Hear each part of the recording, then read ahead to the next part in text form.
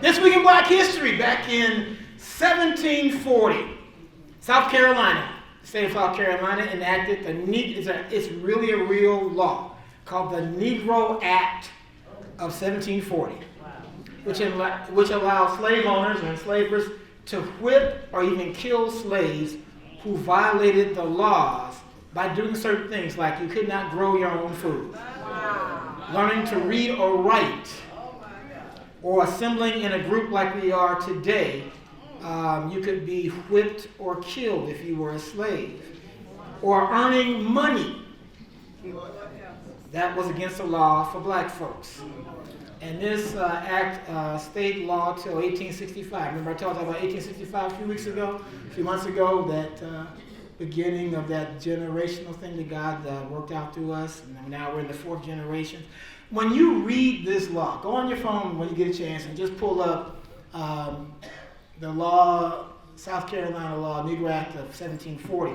There's some things in there, Bruce, that just mess with my head. One of the laws was that slaves or black folks could not dress above the condition of their slavery. You could not even dress to go to church. If they saw a man dressed like a free man or a white man, you could be beat on the spot or killed because you have put your station. My God. That's why I tell brothers and sisters, sometimes you just got to put a suit on. Right. Sometimes you got to put on your best stuff. I know you got some Nikes and that kind of thing, but the reality is your attire displays your station in society. And people judge you, especially men and women, by what you got on. Yeah. And so that was the law. This week in Black History, back in 1796, George Washington, our first president, offered a $10 reward for the capture of an enslaved black woman named Oni Judge. She was his wife's personal attendant.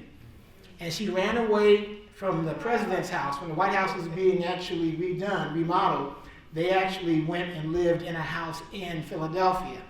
And Oni got away, and George put ice on her.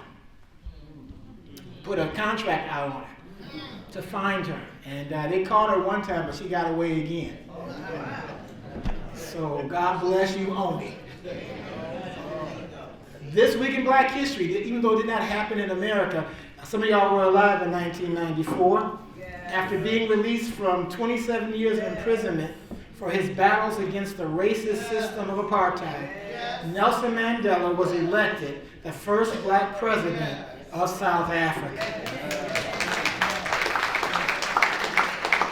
His government focused on dismantling the legacy of apartheid through tackling institutionalized racism and fostering racial reconciliation. That was what Nelson was all about. As you know, this week, the new president,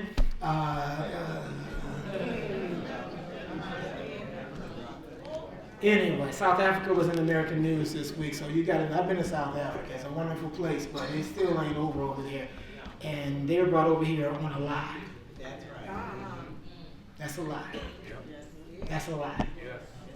Okay? So, anyway, as tender as my heart is today, I'm going to leave some of that alone, okay?